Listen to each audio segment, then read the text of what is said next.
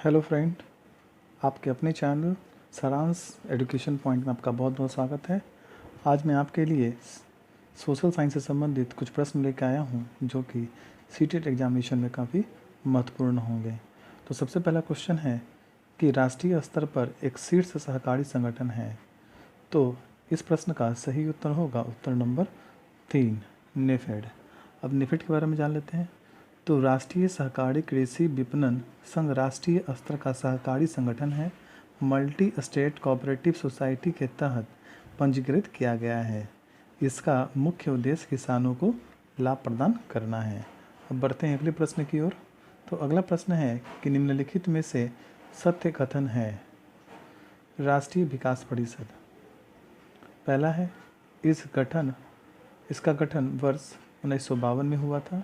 दूसरा है, यह एक संवैधानिक निकाय है। और तीसरा है, इसमें राज्य के मुख्यमंत्री भी शामिल होते हैं। और चौथा है, यह एक सरकारी संस्था है। तो इस प्रश्न का सही उत्तर होगा उत्तर नंबर 4। अब इसके बारे में जान लेते हैं। तो राष्ट्रीय विकास परिषद का गठन वर्ष 1952 में हुआ था।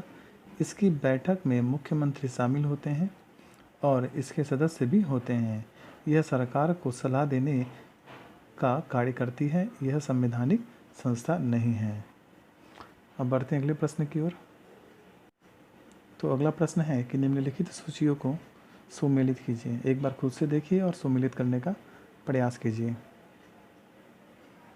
तो इस प्रश्न का सही उत्तर होगा उत्तर नंबर 2, 4, 3, 2, 1। यानी कि एपीकल्चर का मधुमक्खी पालन, हॉर्टिकल्चर का बागवानी, फ्लोरिकल्चर का फलों की खेती और विटीकल्चर का अंगूर कृषि। अब बढ़ते हैं अगले प्रश्न की ओर।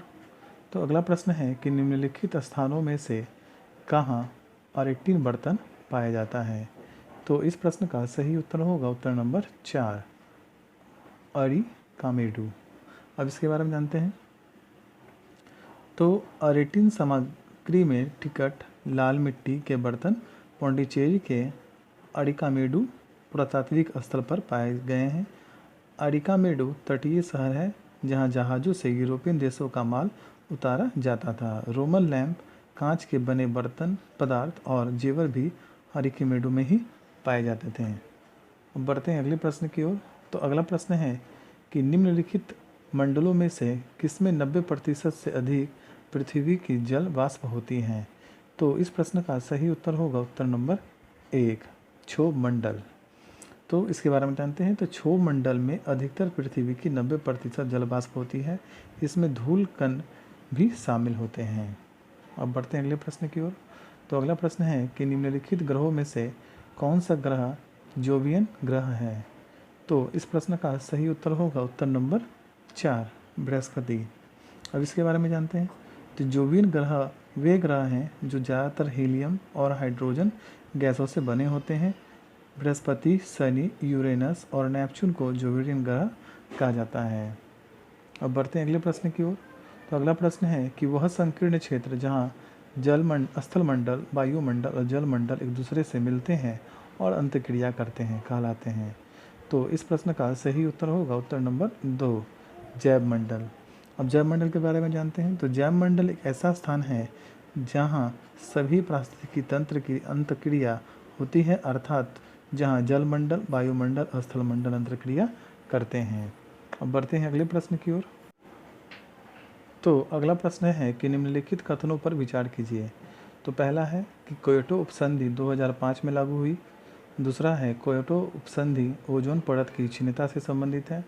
और तीसरा है कि मीथेन CO2 की तुलना में ग्रीन हाउस गैस के रूप में अधिक हानिकारक है। तो इस प्रश्न का सही उत्तर होगा उत्तर नंबर 1 और 3 सही है। यानी कि क्योटो उपसंधि 2005 में लागू हुई और तीसरा है मीथेन CO2 की तुलना में ग्रीन हाउस गैस के रूप में अधिक हानिकारक होती हैं। अब इसके बारे में जानते हैं। तो क्योटो उपसंधि 2005 में लागू हुई थी। यह ग्रीन हाउस गैस के उत्सर्जन नियंत्रण से संबंधित है।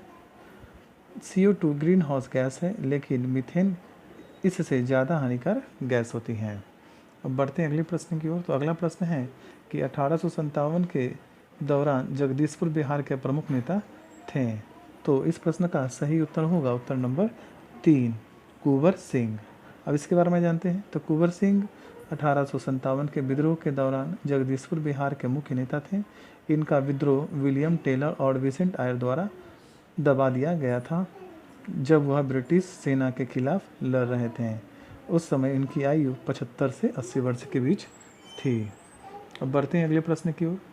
तो अगला प्रश्न है कि निम्नलिखित ऊर्जा संसाधनों में से कौन प्राचीन समय में वनस्पति सपिंडन द्वारा बनी हुई है। तो इस प्रश्न का सही उत्तर है उत्तर नंबर 4 कोयला ऊर्जा। अब इसके बारे में जानते हैं। तो प्राचीन काल में प्राकृतिक वनस्पतियों के नीचे दबे जाने के कारण परिणाम स्वरूप वे वनस्पतियाँ कालांतर में कोयले के रूप में परिणित हो गए हैं। अब बढ़ते हैं अगले प्रश्न की ओर। तो अगला प्रश्न है कि कृष्णदेवराय का अमुक्त माल्यदेय किस भाषा में लिखा गया है। तो इस प्रश्न का सही उत्तर होगा उत्तर नंबर 3 तेलुगु भाषा में। अब इसके बारे में जानते हैं। तो दक्षिण भारत में विजयनगर साम्राज्य का महान राजा कृष्णदेवराय, जिसका संबंध तुलु वंश से रहा, इनका साहित्य के क्षेत्र में भी योगदान रहा। इनकी कविता संग्रह अमुक्त माल्यदेय था, जो भगवान विष्णु और अडाल के विवाह का वर्णन करता है। अब बढ़ते हैं अगले प्रश्न की ओर। तो अगला प्रश्न है कि मौर्य समाज के 7 वर्गों में विभाजित होने का उल्लेख निम्नलिखित में से किसमें मिलता है। तो इस प्रश्न का सही उत्तर होगा उत्तर नंबर 3 मेगास्थनीज की इंडिका में। अब इसके बारे में जानते हैं। तो मेगास्थनीज सेलुकस निकेटर का राजदूत था, जो चंद्रगुप्त के दरबार में रहता था। इनकी लिखी एक पुस्तक इंडिका थी, जिसमें मौर्य साम्राज्य का 7 वर्गों में विभाजित किया गया है। अब बढ़ते हैं अगले प्रश्न की ओर। अगला प्रश्न है कि प्रारंभिक पूर्ण मानव को किस नाम से जाना जाता है। तो इस प्रश्न का सही उत्तर होगा उत्तर नंबर 1 नियंदरथल। अब इसके बारे में जानते हैं। तो सामाजिक व्यवस्था में नियंदरथल मानव अब तक के सब मानवों में सबसे विकसित थे, इसलिए इन्हें पूर्व मानव के विकास क्रम की प्रारंभिक अवस्था में रखा जाता है। अब बढ़ते हैं अगले प्रश्न की ओर। तो अगला प्रश्न है कि इस्पात निम्नलिखित में से किसकी मिश्र धातु है। तो इस प्रश्न का सही उत्तर होगा उत्तर नंबर 3 लोहा। अब इसके बारे में जानते हैं। तो इस्पात लोहे की मिश्र धातु है, जिसमें कुछ मात्रा में कार्बन और मैंगनीज शामिल होते हैं। अब बढ़ते हैं अगले प्रश्न की ओर। अगला प्रश्न है कि मोहनजोदारो से प्राप्त पशुपति की मोहर पर निम्न में से कौन सा अंकित नहीं है। तो इस प्रश्न का सही उत्तर होगा उत्तर नंबर 4 बैल। अब इसके बारे में जानते हैं। तो मोहनजोदारो से प्राप्त सील पर 3 मुख वाले देवता पशुपति की मूर्ति मिली है, जिसके चारों ओर हाथी, गेंडा, चीता और भैंसा मिला है, पर बैल नहीं। अब बढ़ते हैं अगले प्रश्न की ओर। तो अगला प्रश्न है कि बालकों को सामाजिक मूल्यों का व्यावहारिक परीक्षण दिया जा सकता है। तो इस प्रश्न का सही उत्तर होगा उत्तर नंबर 4 शिक्षण उपरांत आयोजित किए जाने वाले व्यावहारिक कार्यों के द्वारा। अब इसके बारे में जानते हैं। तो सामाजिक मूल्य व्यक्ति के जीवन में महत्वपूर्ण स्थान रखते हैं और व्यक्ति इन्हें अपने घर विद्यालय में सीखता है। अगर शिक्षण उपरांत कुछ व्यावहारिक कार्यों को किया जाए तो बालक में सामाजिक मूल्यों का विकास होता है। बढ़ते हैं अगले प्रश्न की ओर। तो अगला प्रश्न है कि सामाजिक अध्ययन शिक्षा का प्रमुख उद्देश्य क्या है। तो इस प्रश्न का सही उत्तर होगा उत्तर नंबर 2 छात्रों को भावी जीवन हेतु तैयार करना। अब इसके बारे में जानते हैं। तो शिक्षा का मुख्य उद्देश्य केवल विषयों का ज्ञान नहीं होता है, बल्कि व्यक्ति को बेहतर इंसान बनाना होता है। इसलिए छात्रों को भावी जीवन के लिए तैयार करने में सामाजिक अध्ययन महत्वपूर्ण है। बढ़ते हैं अगले प्रश्न की ओर। तो अगला प्रश्न है कि सामाजिक अध्ययन शिक्षण से अपेक्षित गुणों का विकास किया जा सकता है। तो इस प्रश्न का सही उत्तर है उत्तर नंबर 4 उपरोक्त सभी, यानी कि पहला सामाजिक घटनाओं का अध्ययन अध्यापन, दूसरा जनतांत्रिक सद्भावना की शिक्षा और तीसरा अंतर्राष्ट्रीय सद्भावना की शिक्षा। अब बढ़ते हैं अगले प्रश्न की ओर। तो अगला प्रश्न है कि शिष्य अंतर संबंधों के अध्ययन की एक अत्यंत उपयोगी प्रणाली है। तो इस प्रश्न का सही उत्तर होगा उत्तर नंबर 3 सोशियोग्राम। अब सोशियोग्राम के बारे में जानते हैं। तो सोशियोग्राम नहीं सोशियोग्राफ शिक्षा का माध्यम है, जिसमें व्यक्ति के समाज के साथ अंतर संबंधों का ग्राफिक के माध्यम से वर्णन किया जाता है। अब बढ़ते हैं अगले प्रश्न की ओर। तो अगला प्रश्न है कि सामाजिक अध्ययन शिक्षण में जनसंख्या शिक्षा महत्वपूर्ण है क्योंकि। तो इस प्रश्न का सही उत्तर होगा उत्तर नंबर 2। यह उत्पादन एवं जनसंख्या में संतुलन करने में सहयोग देती है। अब इसके बारे में जानते हैं। तो सामाजिक अध्ययन शिक्षा में कई विषयों का अध्ययन होता है। इसमें देश की जनसंख्या आदि का ज्ञान भी कराया जाता है। देश में उत्पादन कितना है इस भाग का ज्ञान भी छात्रों को होता है, जिससे उत्पादन एवं जनसंख्या का संतुलन करने में सहयोग होता है। अब बढ़ते हैं अगले प्रश्न की ओर। तो अगला प्रश्न है कि दूरदर्शन शिक्षण में किस प्रकार का सोपान है। तो इस प्रश्न का सही उत्तर होगा उत्तर नंबर 3 दृश्य श्रव्य सामग्री। अब इसके बारे में जानते हैं। तो दूरदर्शन दृश्य श्रव्य सामग्री जिसमें हम चित्रों को देख पाते हैं एवं आवाज़ को सुन पाते हैं। अब बढ़ते हैं अगले प्रश्न की ओर। अगला प्रश्न है कि उत्तम शिक्षण पद्धति की विशेषता है।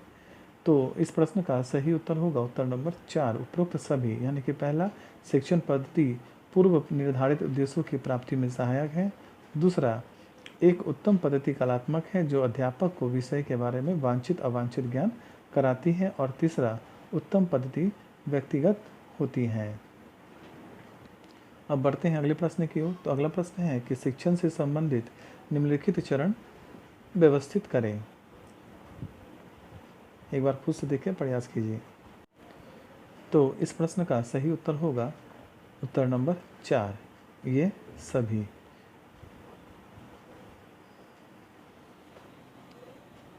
अब इसके बारे में जानते हैं। तो उत्तम शिक्षण पद्धति पूर्व निर्धारित उद्देश्यों को प्राप्त करने में सहायक होती है क्योंकि इस पद्धति में कलात्मक, रचनात्मक, सृजनात्मक सभी प्रणाली उपयोग की जाती है। इसमें व्यक्तिगत ज्ञान भी मिलता है। अब बढ़ते हैं अगले प्रश्न की ओर। अगला प्रश्न है कि निम्नलिखित शिक्षण सहायक सामग्री में कौन सबसे सटीक है जो अलग अलग रूपों में ताज़े पानी की उपलब्धता को दिखाने के लिए इस्तेमाल किया जा सकता है। तो इस प्रश्न का सही उत्तर होगा उत्तर नंबर 2 पाई आरेख। अब इसके बारे में जानते हैं। तो अलग अलग रूपों में ताज़ा पानी की उपलब्धता की एक पाई आरेख के माध्यम से सबसे अच्छी तरह वर्णन किया जा सकता है। पाई आरेख एक सांख्यिकीय चित्र है जो अनुपात में विभिन्न घटकों के संबंध को दर्शाता है। एक पाई आरेख में प्रत्येक चाप के टुकड़ों की लंबाई मात्रा में अनुपातिक होती है। अब बढ़ते हैं अगले प्रश्न की ओर। तो अगला प्रश्न है कि निम्न विधियों में से किस विधि की स्कूलों में उच्च प्राथमिक खंड के एक सामाजिक विज्ञान कक्षा के लिए सिफारिश की है। तो इस प्रश्न का सही उत्तर होगा उत्तर नंबर 4। एक बच्चे को प्रोत्साहित करते समय उसके अपने अतीत के प्रदर्शन की तुलना में हुई प्रगति पर ध्यान केंद्रित करना। अब बढ़ते हैं अगले प्रश्न की ओर।